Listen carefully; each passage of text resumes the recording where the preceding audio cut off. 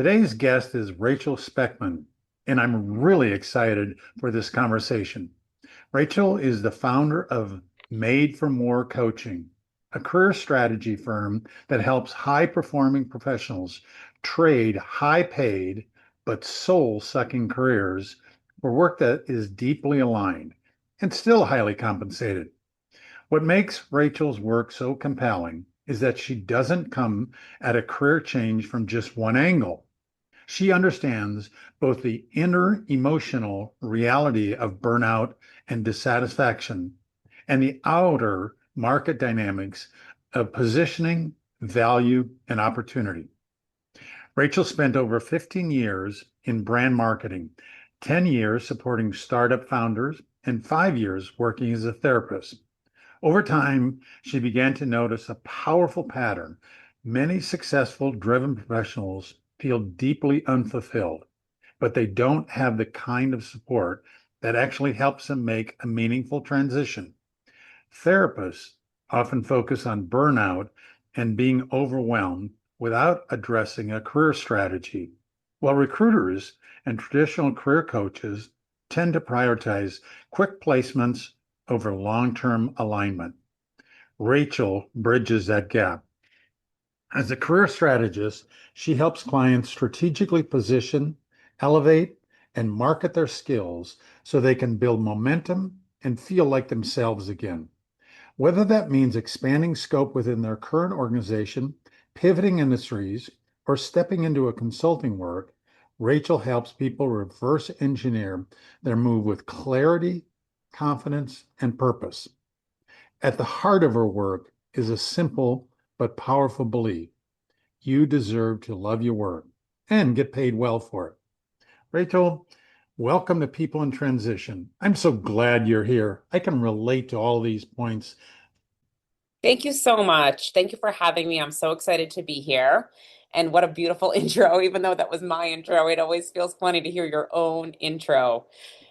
Listen, let's jump right into this. Rachel, many professionals look successful on paper, Mhm. but feel unfulfilled day to day. What are some of the early signs that someone's career is no longer aligned with who they're becoming?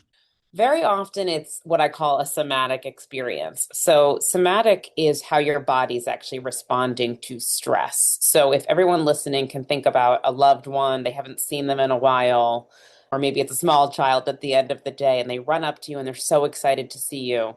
That's such different energy than that relative or that colleague that you just dread seeing. So, often your body's actually responding to what's going on day to day. And then what happens is our brains need to catch up to that. What's actually happening underneath the surface? Oh, I really get excited about that project. Or, oh, I really don't like doing that project and I have to do it over and over again.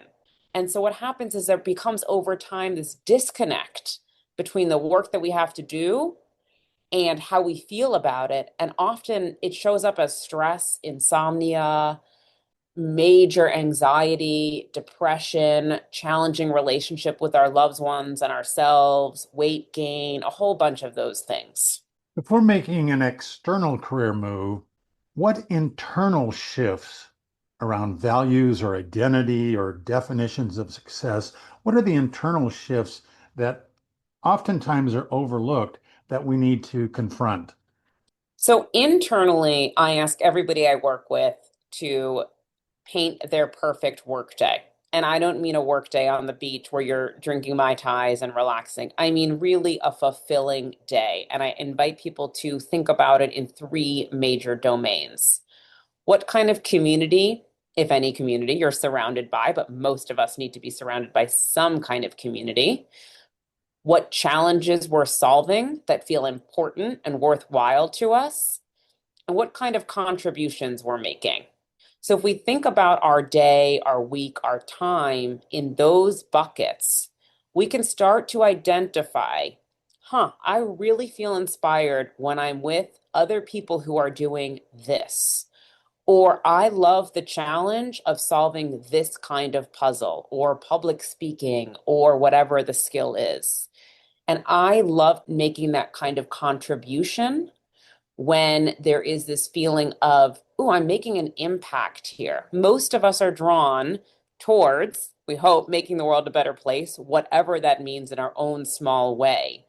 And that doesn't have to be what you do every single day. I'm not saying that we need to all be do-gooders in that way, but I do think most of us require or crave, I should say, that sense of meaning making with our days, which are ultimately our lives. Listeners oftentimes tell me that they feel torn between the financial security of their role and some form of meaningful work.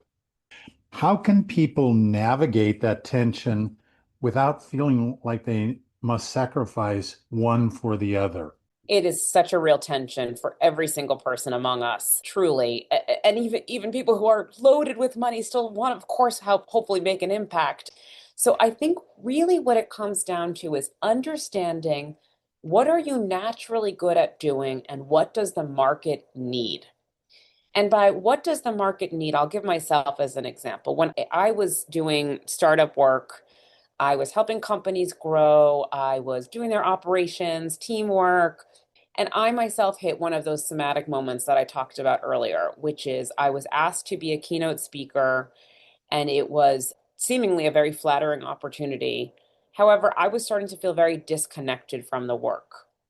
And when I was actually up there speaking, I realized in that moment, and I talk about this quite often, that earlier that day I had met somebody who was there for an anthropology conference.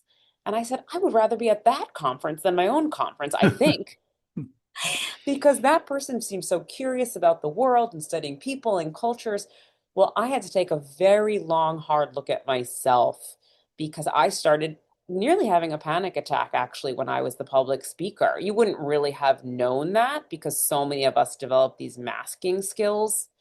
Now, when I came back, that was actually an international conference, so that also added to the gravitas of shouldn't this be the ultimate career move for me? When I came back and started working really on that internal piece of myself of what's actually off here, I realized I wanted to be working with people much more authentically. And that is how I ultimately pivoted to become a licensed therapist. Now, I say all of this because to answer your question about the finances being at odds with what we're good at, I could have said, well, there's no money to be made in connecting with people. There's no money to be made in being a therapist. And that's actually not true. There's actually a lot of money. And now I'm actually being tapped for all kinds of leadership opportunities. And all of this started and starts with so many of my clients with naturally following what they are actually good at doing and what the market needs. And I say that because it's really a sweet spot and there's a lot of trial and error and it's not a silver bullet.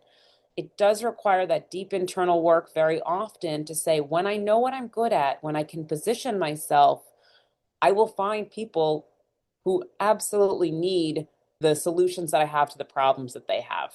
Rachel, I've heard you oftentimes talk about finding the right job rather than just any job. Can you help us with what are some of the key indicators that someone is truly on that right path and not simply repeating kind of the old patterns in a new environment? Yes, it's so often, and let's be honest, we all have bills to pay. We all need to work for the most part and get paid. And so, let's say I was working with somebody today. She just got laid off, unfortunately, and she said, "Well, I don't even like what I'm doing, but I know it's the easiest thing to do is to go get the next job."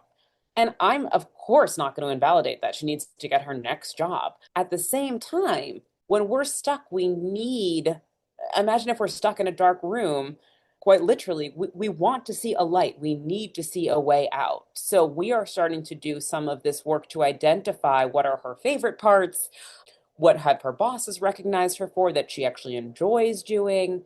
And so often it's really thinking about what is the current status and where do I want to go? Not to get ahead of my skis, not to be too idealistic, but to be mindful that it is actually one move at a time. And we can be very strategic. I call that reverse engineering your job search. So it's not just let me go out of the fryer and into the pan to the next job, but let me look at the job description and say, wow, if the top thing that I have to do is 80% of the day and I hate doing that, This is one of the key elements I do with anybody who's applying to jobs. Look at the job description, look at yourself, look at the time that it takes, and start to identify where there's what I call misalignment. You can even red, yellow, green it. I love doing this. I hate doing that. That's a really easy way to start saying how much of this job that I'm applying to or that I've always done comes naturally to me. And do you have any suggestions in terms of should I take an interim, the same job, one that maybe I don't like as much? Well, the long-term prize is finding that job that not only pays well, but also fulfills me. It's so individualized based on somebody's financial goals and needs and moment in life. What I will say is I don't suggest anybody quits without a plan for tomorrow. And I think everyone needs to hopefully be in a or get themselves to a place where they can live the life that they need to in terms of quality of life and be creating their next move for themselves, even if their next move is volunteering more. I'm all about you don't have to blow up your life to enjoy it more, but we need to be creating spaces for ourselves, communities for ourselves, contributions where we feel more aligned. I want to make certain that I understand this reverse engineering. When someone is in transition, how do you suggest they determine whether they should pivot within their current field or move into something entirely new or create some kind of hybrid path that balances purpose and income? How would you coach someone in terms of that? It's a little hard to answer at times because it's not often a 1 to 2 minute answer because I work with people. I say, if you've been stuck for, let's say, years or months, it's almost like a poster stuck against the wall. It's going to take some elbow grease to get it unstuck. My ultimate way that I start working with people is I do say, it's very on brand for the new year, but I do say, where do we want to be in 6 months? Where do we want to be in a year? Okay. And what do we have to do to understand if we want to be there and here's where we are, we have to do that backwards planning specifically around our network, what I call our assets. Are we presenting ourselves in the way that we want to be seen on LinkedIn, online, in networking events? Are we spending time on the things that we feel confident are actually going to produce the next opportunity? So I think those are easy, quote unquote, ways to get started with reverse engineering. What have you seen? What aspects of career transitions do people most commonly underestimate or not do well? And how do you coach them to better prepare for the reality of the situation that they're going to be in? I would say I'm going to answer that in two ways. The first is that they do nothing because they're so fearful of making any kind of change or looking a certain way or feeling like they're going to fail. So they just stay put. And that's where I think some of my mental health training definitely kicks in as far as, okay, well, let's unpack that a little bit. What's the worst that's going to happen if you tell somebody you're looking for this or make a business card or those kinds of things? The second kind of on the other extreme of it is people think it's going to be sort of perfect from the beginning, or I kind of call it the ego's journey. So, for example, when I left a senior director title in the startup world to become an intern. I mean, did I think I'd be an intern again at the age of 40? Absolutely not. But I realized the minute I got to where I was going, I just knew I was in my place. I was with my people. It felt so aligned. It felt like a calling in that way. And so I do often want to remind people, I do some writing. It's called the murky middle. There is going to be a murky middle. But what's the alternative? Not taking any steps at all, being too fearful. So that's where I think it's really about having the right support around you, whether it's a coach, a team, outside structure for that kind of accountability and support. That kind of leads us to the notion that easy and fast job searches oftentimes are very tempting. I had a client that described to me that she had sent 800 resumes, easy fill in on LinkedIn. What are some of the biggest traps people fall into when they rush and they don't do that good internal work and they try to find that unicorn solution to their issue? Well, we all know what happens, right? An inch in time saves nine, like the fast kind of thing. Talk about this as we need active and passive strategies when we're job searching. The path of least resistance. Apply, apply, apply. I haven't had 800, but I've had people come to me and said, I've applied to 120 jobs. Nobody's gotten back to me. Can we talk about why?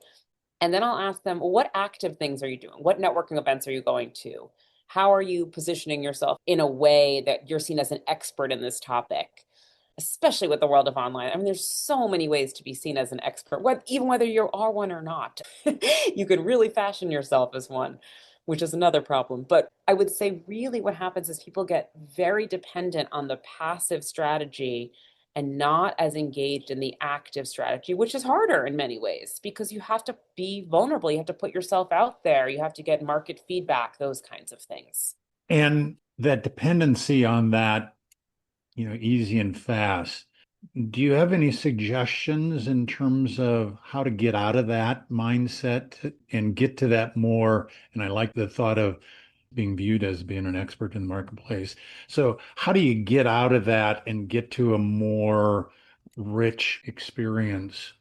I mean, I think sometimes I call it one trash can at a time, which is kind of a shorthand for me. I'm a runner, and I say sometimes you need to run from one trash can to the next if you're having a hard time. But I mean, jokes aside, I have this quote that I use all the time with clients. We're all traveling. Some of us know where we're going, and some of us are just sign me up. I'm just on this trip. So I do think that internal work of where do I want to go is actually really the guiding light. And if you don't know, that's fine. So many people don't know where they're going, but so many people are also getting much more clear on what matters to them and why. Rachel, there's a great deal of confusion, I think, around applicant tracking systems and Mhm. resume optimization and that entire process. What do you think that people should actually focus in on, and what should they stop worrying about that they probably don't have any control on at all? Oh, of those 800 resumes that that person brought to you or at jobs, they might have changed it 800 times for each ATS tracking system. Or this is where I say everybody needs to have, or this is my recommendation. First of all, a brief understanding of ATS is important. I was talking to somebody yesterday. She's applied to like 40 jobs. She doesn't know what ATS is. Okay. It's AI, it's the computer tracking keywords. Almost always focus on you never send a naked application. You should always try to follow up with somebody you know at that firm if you can. Find somebody who knows somebody who knows somebody. Go to a webinar, call them. I mean, we can get very creative in many ways. Just the spray and pray approach doesn't often work, or it minimally works. To answer your ATS tracking question, if you think about the top 3 to 5, I say the oxygen that you need in your workday and that that business needs for that job, that should be in every single application. If you spend hours going through does every single word match? What is the ATS? Let me put it into chat GBT. You're kind of getting into this whirlpool mentality, which is a hard place to get out of. And so I'm much more about the quality of an application with a focus on the few key ATS words as opposed to the quantity. Chat GPT, a Mhm. follow-up to that. How do you coach your clients to use that tool effectively in their job search? Oh, I use it with clients all the time. I appreciate the approach that, or the phrase that we're not going to lose our jobs to AI. We're going to lose our jobs to the person who knows how to use AI better than we do. And I'm not trying to be doomsday or anything about that, but I do think with clients is I will have it summarize key themes as a way for us to react to them. So let's say somebody says, these are the top 3 skills I love using. I'll say, ChatGPT, what are 3 to 5 jobs that pay 100 to 200? Use these skills. And then we will use that as a rich place to start a brainstorming conversation. That's just one example. It can help with email introductions. It can help with your LinkedIn search. I mean, there's so many ways to use it, just like we use websites, just like we use automatic payments. Like it's a tool that people who are job searching, but more than job searching, who are sort of internally searching for what their next move is, can really use as a resource. Also, it can go very geographic specific, so that can be really helpful. Name 5 networking events within my city focused on this in the next 2 weeks, and it'll find it for you. Rachel, you earlier talked about networking, and for many people, networking feels awkward or Mhm. transactional. How do you help professionals use platforms like LinkedIn or other venues to be more intentional, more authentic in their networking efforts? Yeah. So first of all, I don't even love the word networking because it feels too transactional. I like to encourage people to use the word connecting or engaging with somebody. So I think some of that needs a little bit of a rebrand in our brains around what networking is. I like to think about what are you intellectually curious about and how can you connect with somebody who might be curious or have information about that. That's really what, I mean, the key of the word network, the goal of the word network is to understand who likes to work in a similar fashion that you do, potentially, or similar areas. I do a lot with people around confidence building, around practicing their pitch or whatever you want to call it, and understanding that everyone in that room is just as nervous as you are. Everyone on LinkedIn, it's a muscle, is what I'm trying to say, that we are cultivating. And if we haven't ever picked up a 10-pound weight, well, it's going to feel very heavy the first time. So let's start with 1 pound. Let's start with something that feels lighter. So I'm being a little generic, but I do think this whole world of networking, again, we can kind of be back to that fear-based mindset, or let me go with a friend, let me set myself up for success. I like your comment about people at networking events are oftentimes as nervous as you are. It brings back to memory. I had a CEO tell me one time just before a fairly large presentation I had to make, he said, Bob, remember, everyone really out in that audience wants you to succeed. That they didn't come to this presentation to watch you stumble or fail. Mm. And having that kind of mindset is really helpful, similar to recognizing others can be as nervous as you are in networking opportunities. Rachel, you emphasized in this discussion that deliberate networking, whether it's kind of one-on-one or in professional communities, what's the difference that you see in terms of building relationships strategically versus just collecting business cards, collecting names? Yeah, in my group coaching call today, we were just talking about this, so it's right on time, as these things tend to be. I always like to think about it as what problem can I help this person solve?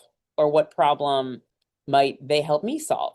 And while that might sound a little transactional, if you think about it, all of us, every single one of us has problems all day long. What should I order for lunch?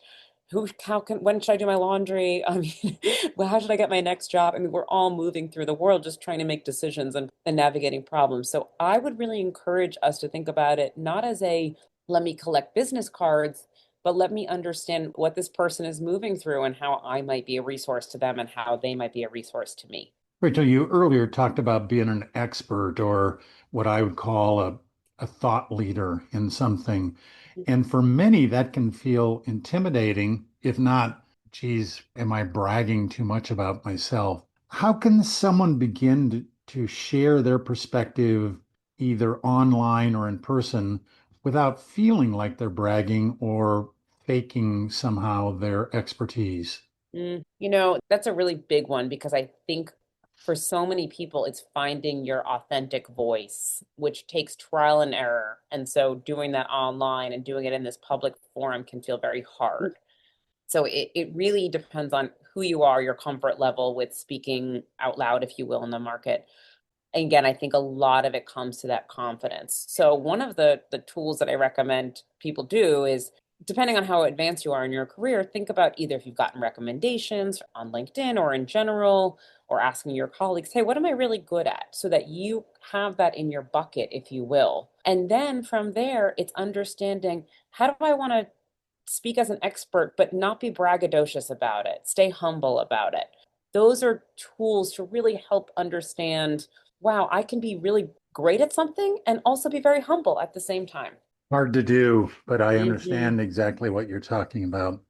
Rachel, for someone who feels stuck or burnt out, what's the two steps that they can take to regain clarity and confidence about the next move that they should take?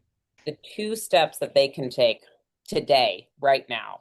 The first is I would encourage everyone to do what I call an internal resume audit. So, what have been your favorite parts of a job? Why? Is this going to help you get a job tomorrow? Maybe not necessarily, but it's going to help you understand, wow, I really enjoyed doing that. I was really good at building that team. I was really good at selling that product.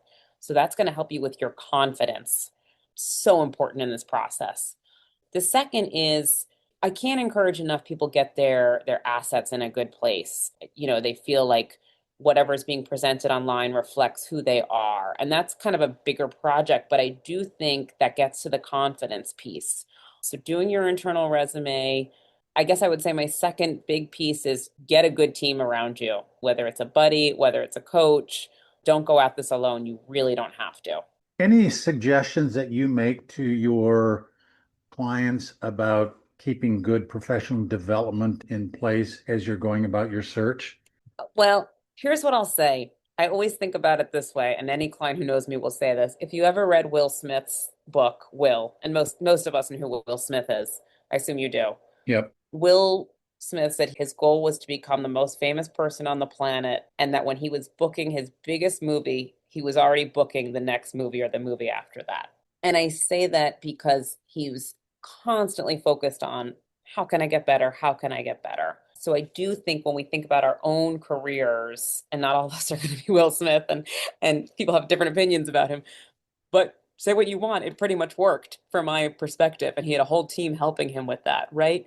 And so this understanding of, okay, I'm doing this now. We all need things in our personal lives to look forward to and get excited about. And we definitely need them in our professional lives as well. Rachel, we covered so much great information during this discussion. If our listeners remember only one or two items that you want to make certain that you spotlight for them, what are those one or two items? Don't do this alone. It can feel very isolating, and that makes this worse. So I really don't recommend you do this alone. And I would say the second piece is the confidence really goes a long way. And so understand what helps you feel most confident, whether it's fake it till you make it, whether it's getting accolades from people, having those at the ready. Those are some of the key tips that I have for people to really understand I can tackle this, I'm going to do it, and I can be very focused on soul aligned work while I do this. I hope today's conversation with Rachel fired you up and gave you the push to take bold steps in your own career journey. And as she said several times, you don't have to face change alone.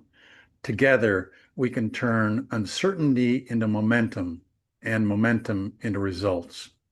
This is your time to lean in, to get clear on what you want and go after it with confidence. Rachel, thank you so much for your insights, for your tips and techniques, and for joining us today. We all really enjoyed it. Thank you so much for having me. I really appreciate it.